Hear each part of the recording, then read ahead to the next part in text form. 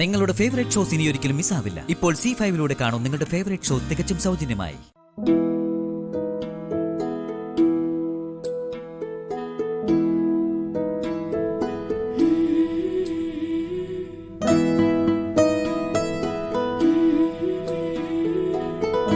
മോൾക്ക് ഐസ്ക്രീം ഇഷ്ടായോ? അത് ശരി, മറ്റുള്ളവരുടെ കണ്ണു വെട്ടിച്ച് അരുണിവളെ ഐസ്ക്രീം കഴിപ്പിക്കാണല്ലേ? ആദ്യേട്ടന്റെ അവിഹിത സന്തതിയോട് ഈ അരുൺ എന്തിനാ ഇത്ര അടുപ്പം കാണിക്കുന്നേ? അപ്പോ ഈ കുഞ്ഞിനോടുള്ള സ്നേഹം മാത്രമല്ല, മറ്റെന്തോ കാര്യമുണ്ട്.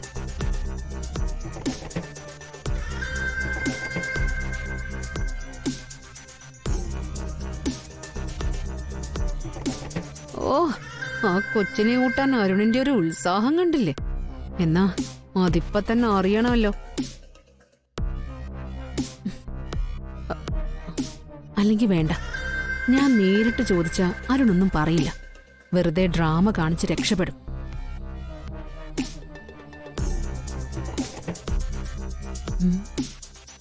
ആ, ഒരു വഴിയുണ്ട്.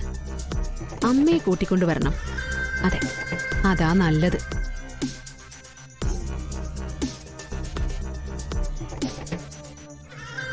കാര്യം എന്താന്ന് ഇപ്പൊ തന്നെ അറിയണല്ലോ. അമ്മ ചോദിച്ച അരുൺ സത്യം പറയും.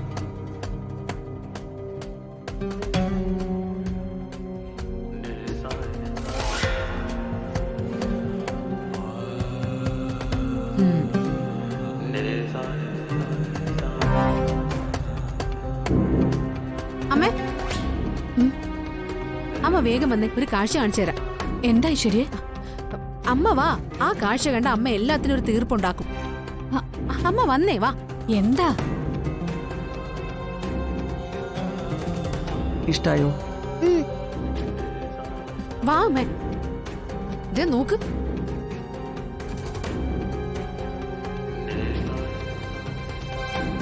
അമ്മേ കണ്ടോ, ഇതാ ഞാൻ പറഞ്ഞത്.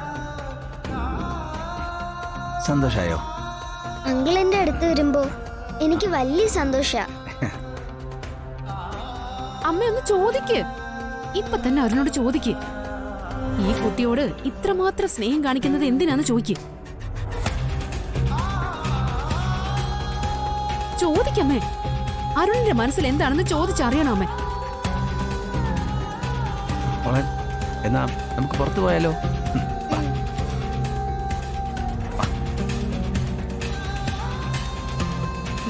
അമ്മേ കണ്ടോ, ആ സ്നേഹം കണ്ടോ, അച്ഛനെയും മോളെയും പോലെ.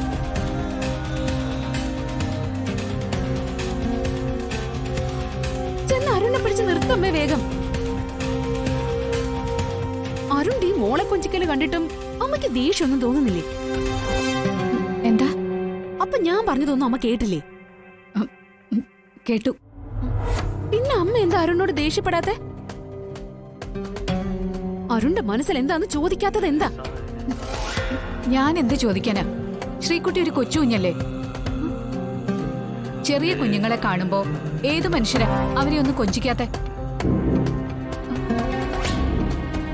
ലാളിക്കാനും ഓമനിക്കാനും സ്വന്തം കുഞ്ഞുണ്ടെങ്കിൽ അരുണെന്നല്ല ഏതൊരാളും മറ്റൊരു കുഞ്ഞിനെ തേടി പോവില്ല.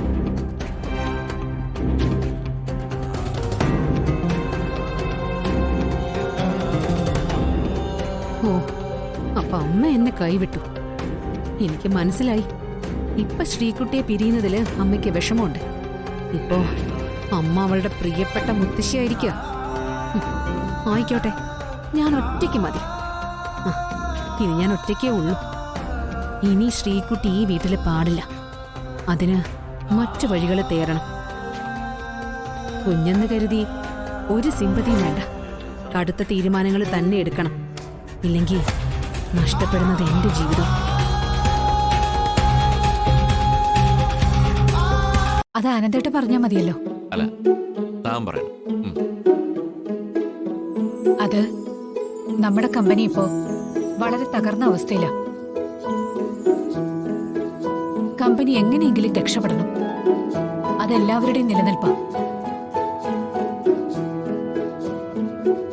അഖി, നീ വരണം. കമ്പനിയുടെ ചുമതല ഏൽക്കണം. അത് പറയാനാ ഞങ്ങൾ വന്നേ. മോനെ, ഇതെല്ലാവരുടെയും കൂട്ടായ തീരുമാനമാണ്. എങ്ങനെയെങ്കിലും കമ്പനിയെ നമുക്ക് കരയായി. അച്ഛാ, നമ്മുടെ കമ്പനിയുടെ ഈ അവസ്ഥയിൽ എനിക്ക് വിഷമമുണ്ട്.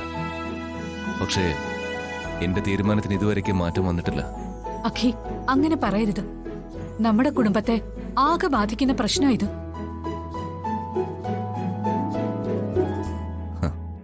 ഇത്ര നാള് ഞാൻ പറഞ്ഞത് അമ്മ ശ്യാമയെ വീട്ടിലേക്ക് വിളിച്ച ഞാനും വരുമെന്നാ.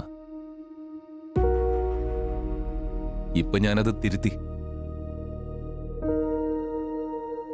എനിക്കും ശ്യാമയ്ക്കും ഇനി ഞങ്ങളുടെ വഴി, അത് മതി. ഞാനും ശ്യാമയും ഒരു ബിസിനസ് തുടങ്ങുന്നതിനെ കുറിച്ചുള്ള ആലോചനയിലായിരുന്നു.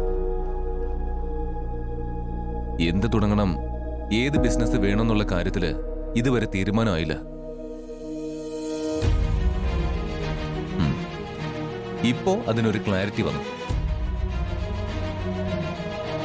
ഇനി സ്പൈസസിന്റെ ബിസിനസ്സാ ഞങ്ങൾ തുടങ്ങാൻ പോകുന്നത്. അതാണല്ലോ നമ്മുടെ കമ്പനി ചെയ്യുന്ന ബിസിനസ്. അതെ,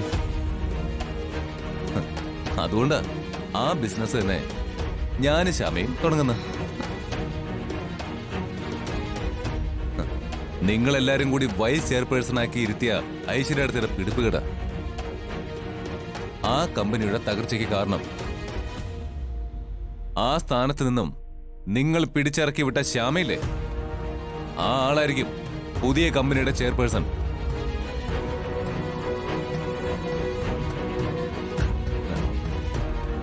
അവിടെ കമ്പനിയിൽ ഐശ്വര്യ തന്നെയാ ചെയർപേഴ്സൺ.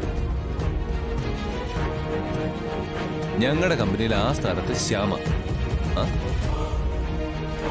ഏത് കമ്പനിയാ പുരോഗമിക്കുന്നതെന്ന് നമുക്ക് നോക്കാം. നിങ്ങൾ രണ്ടാളും കൂടി എന്നെ വെല്ലുവിളിക്കണം. അതെ, ഇതൊരു വെല്ലുവിളിയായിട്ട് തോന്നുന്നുണ്ടെങ്കിൽ അങ്ങനെ തന്നെ എടുക്കാം. ശരി, എന്നാൽ ഒടുവിൽ ആരാ ജയിക്കുന്നെന്ന് നമുക്ക് കാണാം. അതറിയാനൊന്നുമില്ല. ജയിക്കുന്നത് ഞാനും ശ്യാമയാ. ആരാ നിന്നെ കൊണ്ട് ഇതൊക്കെ പറയിക്കുന്നെന്ന് എനിക്കറിയാം.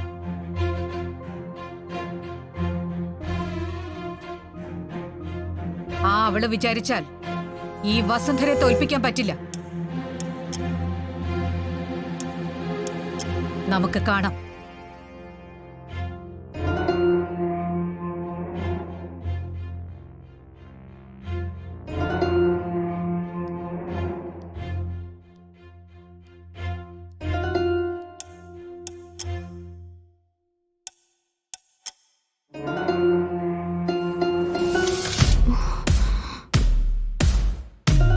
ഡൗൺലോഡ് ചെയ്യൂ C5 ആപ്പ്. കാണൂ എല്ലാ എപ്പിസോഡുകളും സൗജന്യമായി.